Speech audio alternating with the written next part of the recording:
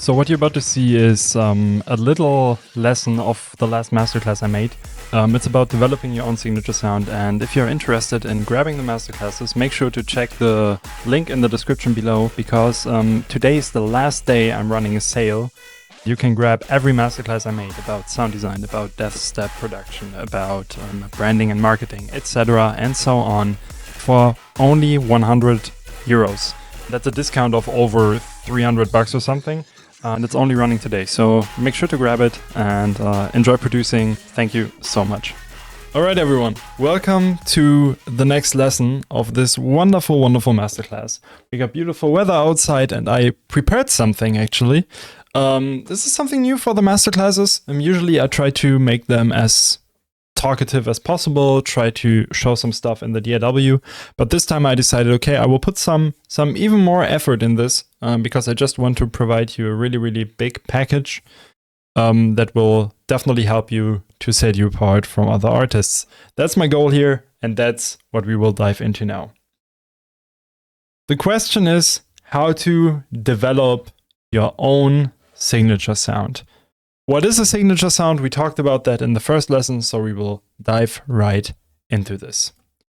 First of all, the most important thing that helped me a lot, and I'm always talking about like my own personal experiences. I'll put me down there so you get a better overview.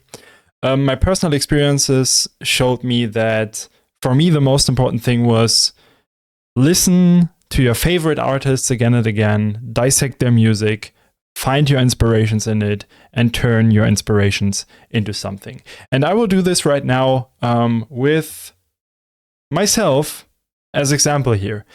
And how did Code Pandorum start? It started back in the days when I was just a little kid. I was making hardcore music. I was producing under a different name, producing hardcore, gabber, whatever you want to call it, like high BPM, hard techno stuff. And I noticed dubstep when someone in a social media group back in the days showed me a song called Guided Relaxation by Borgor. And this sparked my interest in dubstep. To be fair though, Borgor was never my favorite artist. I liked some of the songs, but it was never that one thing that really, really tickled my inspiration. When this started, like the whole inspiration stuff and who I want to try to kind of follow sound-wise and everything, three artists directly come into my mind. First one being Sadhu, obviously. Second one being Catharsis. I'm coming to that later. Third one is Brad Killer. You know Sadhu for his machine guns. You know Sadhu for his crazy vocals. Like some stuff is really stupid. You know him from the really, really heavy compressed drums and just from the in-your-face approach of dubstep. Catharsis is a drum and bass artist I know from back in the days. He does more like a mixture of hardcore and drum and bass, whatever you want to call it, like a really, really interesting mixture of those sounds. And he always used these really, really hard-hitting, distorted, clangy snares. People now know as pan snares. And then we got Brad Killer for the whole vibe, for the distorted sound, the aesthetics and everything. And I just looked at these three artists again and again because I was a huge, huge fan.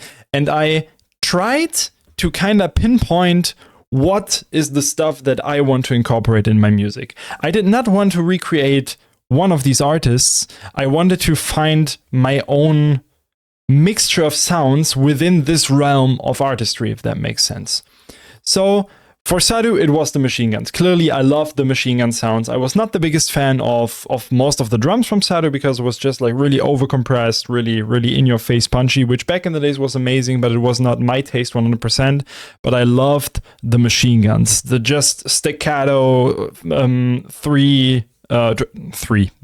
triplet machine gun flow, and just really the in-your-face approach on dubstep was something completely new for me, and the really, really high intensity of this. Next up was Catharsis, as I said, the pen snares, the dark soundscape. There was some incredibly dark soundscape in Catharsis, and if you listen to his old music, like Guidance, for example, is a song that always pops into my mind, you will 100% hear where my pen snares come from.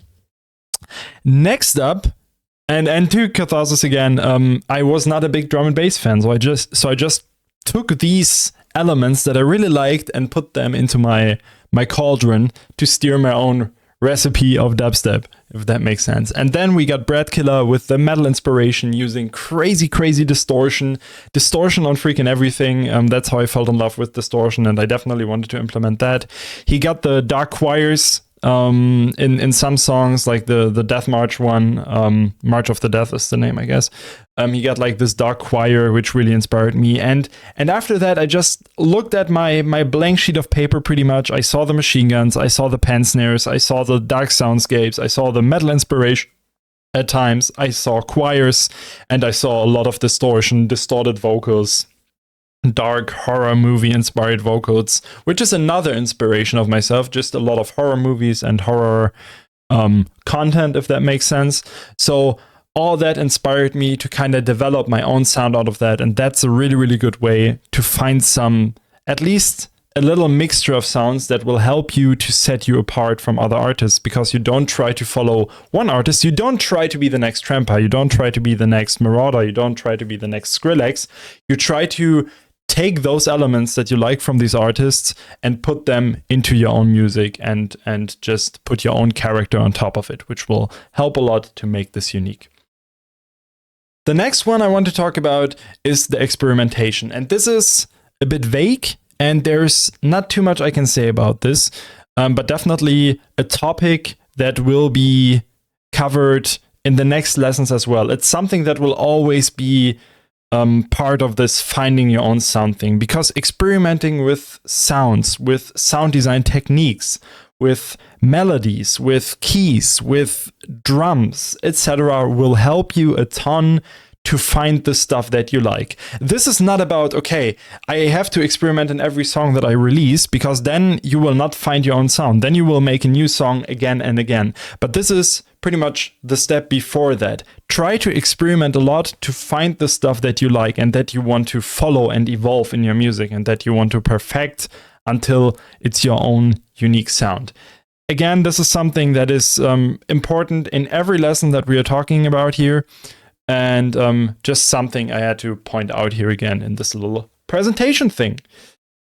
Next up, we got the most important lesson when it comes to finding your own sound. And I, back in the days, had a huge problem with this.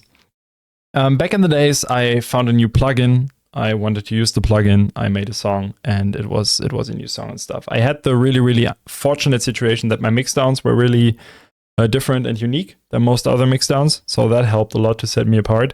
But when it comes to limiting myself, when it comes to all the stuff that we will talk about, it took me quite some time. And I think the INHUMAN project was the first project where I sat down and was like, okay, I will limit myself in every way possible,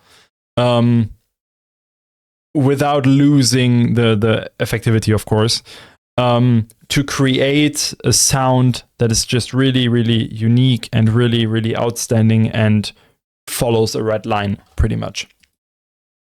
We got samples, we got plugins, we got presets, and we got elements in songs.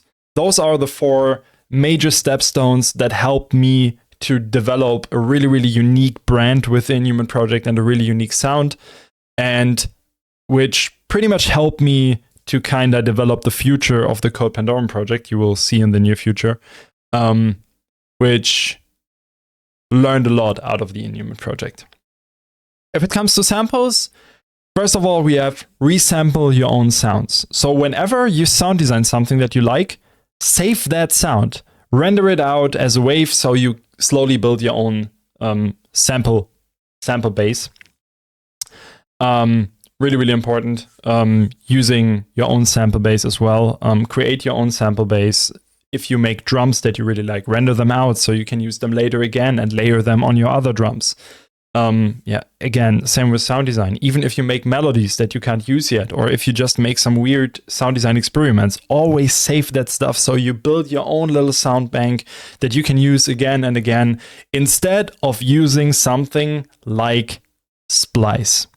Of course, there's also alternatives to Splice. There's freesound.org that I really like to use. It's just like a more... First of all, it's free. It's completely user-generated content. And it's just people that voluntarily do that pretty much and just upload stuff in there. Just random experimental stuff, some pretty cool stuff, some drums, this and that. It's more limited than Splice, of course, because Splice has a huge problem. And that's something I talked about earlier in the lesson before. Splice has the problem that the algorithm of Splice will never help you to find the next unique thing. It will always help you to find the thing that other people really like. So you have a really positive view on Splice, obviously. They want you to stay on the platform. They want you to use it a lot. They want you to like what you get when you pay for it, pretty much. And that's why they give you the best rated stuff, the most downloaded stuff, etc. So Splice alternatives can be a really great help. And the next step is buy samples instead of using Splice. Pretty much same idea behind it. Go to an artist that you like who sells samples, like myself, or other people. There's amazing people like Odd Profit, Madcore. There's many other artists that just sell samples. You support your favorite artist with it, which is really important these days. And also, you will have a little sample base that's handpicked by your favorite artist that you can use again and again. And it will be something that you like because you got it from your favorite artist. And the best thing out of it is you can learn out of it. If you have the samples from your favorite artist, you see, okay, how are these sounds made? You can just look at it and listen to it differently than just using and downloading millions of sounds on Splice that will never end and will never fulfill the endless void that is sitting in your heart because you don't have enough samples and you still have 40,368 credits on Splice. Next up, we go to the plugin section.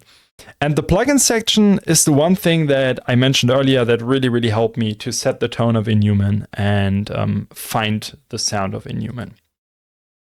First of all, try plugins. Try many plugins. Download plugins that you find. Download free plugins. Download sold plugins. Whatever. Try them. Try them until you see, okay, this is something that I will use. This is something that I don't like. Even if it's just because of the UI or anything, because you don't like the UI, certainly you will probably never use it again after you tested it once. But then we come to the next step. Delete the plugins that you don't use and that you don't like.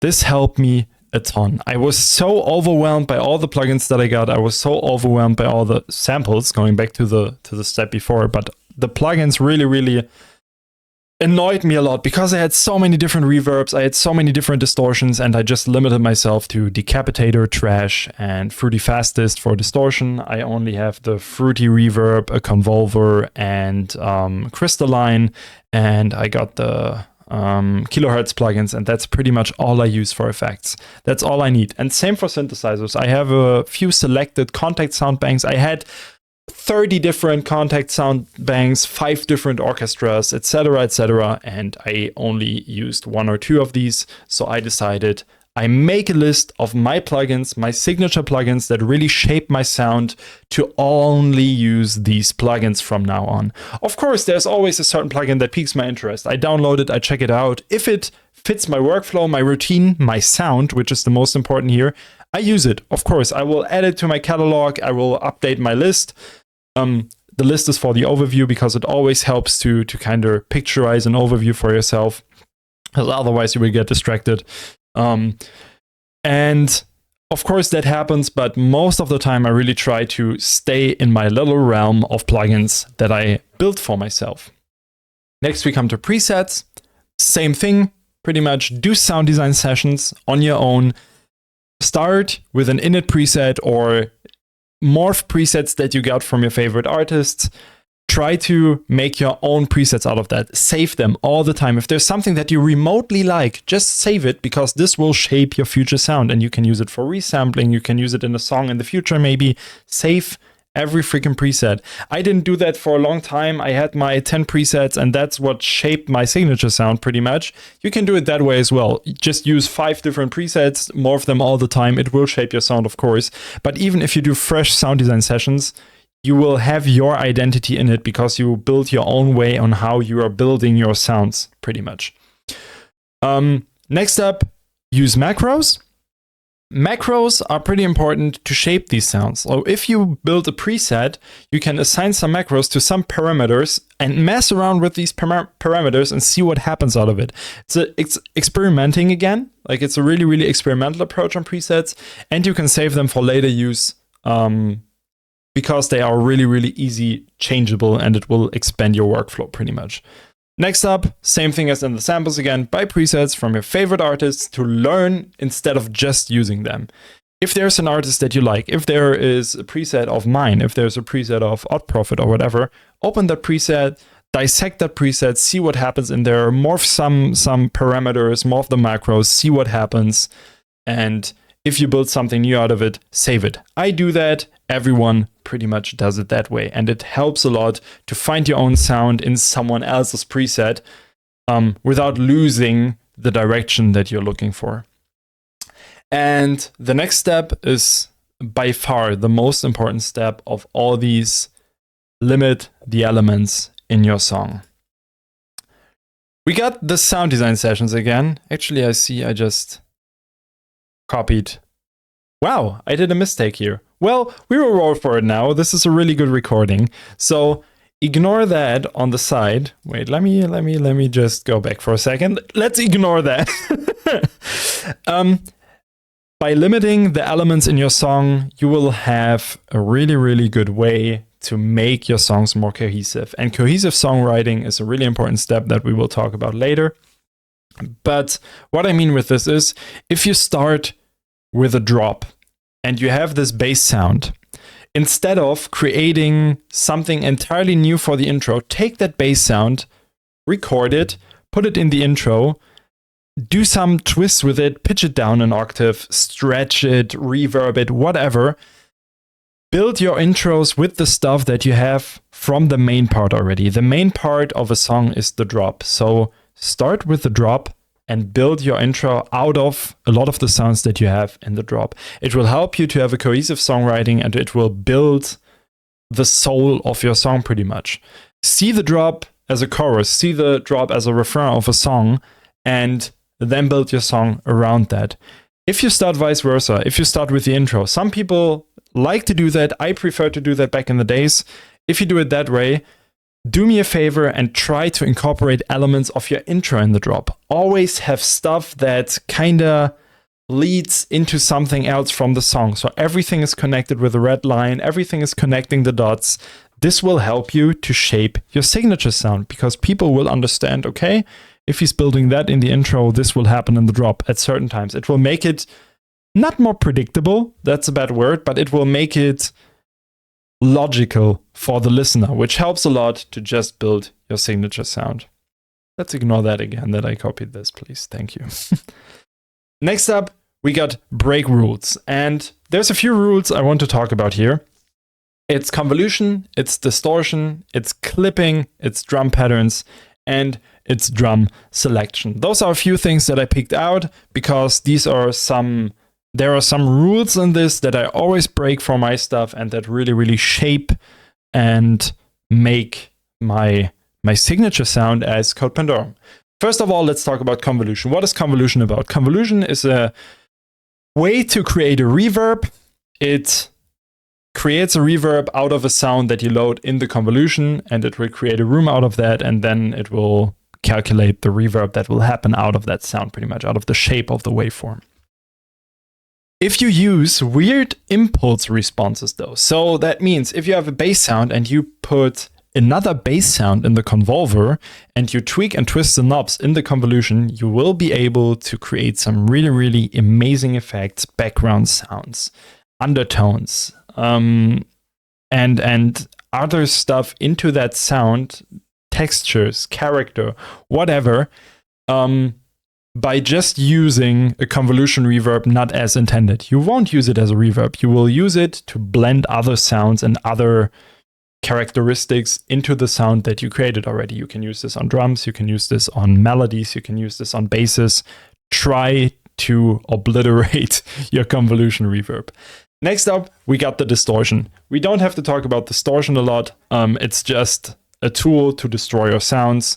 And we got tape, we got overdrive, we got saturation, we got clipping, and all of this can be used in different ways. You can over-exaggerate your use of distortion at certain points on the song. You can automate distortion. You can use distortion just on certain frequencies of your sound using multipass from kilohertz. All this can help to shape sounds that you really, really enjoy and set you apart from other people. Combining it with convolution is a really, really nice trick to make insane sounds, my friends. Next up, we got the clipping. And clipping is something that you most of the time want to avoid. You don't want your song to clip, right? Well, use clipping in your favor. Use it on certain aspects of your song. Use it on drums to make them more impactful. Use it on your sub bass to make it distorted, clipping, and brutal. Clipping will always sound heavy. Don't overuse it. Don't clip your master like crazy. Never do that. It will destroy the dynamics of your song, which is really, really bad, and it will ruin how people listen to your music. Even though it's kind of a trend these days in modern dubstep production, please don't overly clip your master. You can clip it to a certain degree to achieve like this roughness, this brutality, but don't go crazy on it. Don't clip every fucking track on your song. Don't do that either. But use it in your favor. Use it on the things where you're like, okay, if this clips, it might sound amazing. Next up, we got drum patterns. And drum patterns is something that, how do you break rules on drum patterns? Well.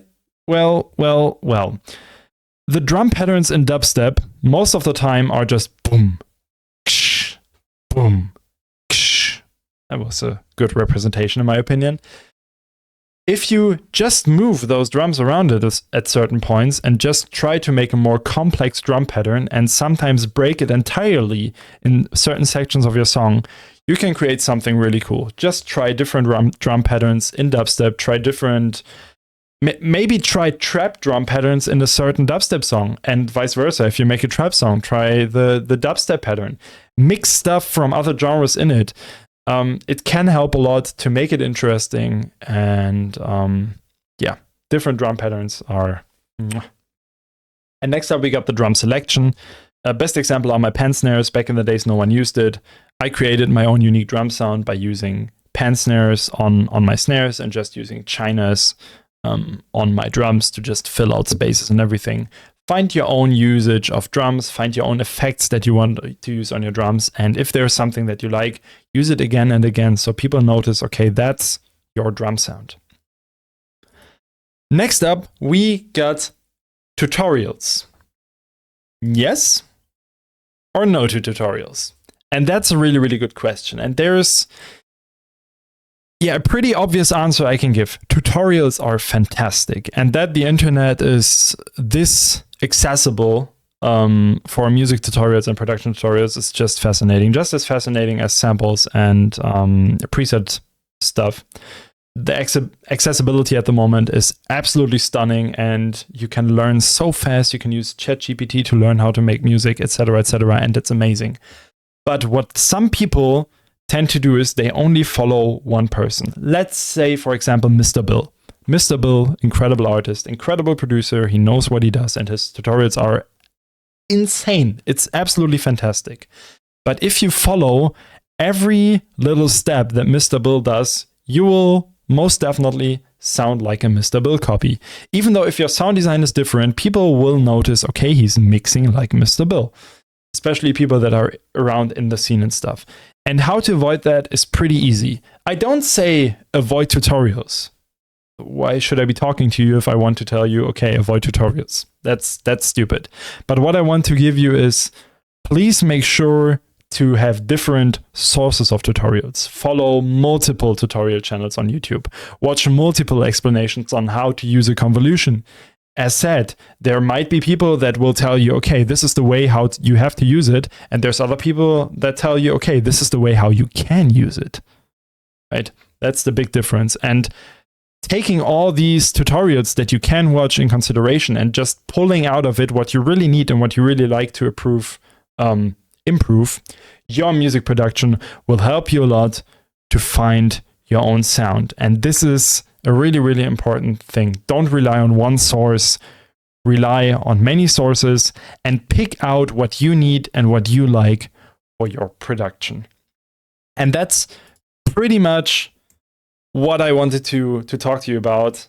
How to develop your own sound. Just find your own sound and what you can use, what tools you can use to find your own sounds with me as example. And I'm pretty excited for the next lesson. We're gonna get technical with that. But yeah, see you in the next one.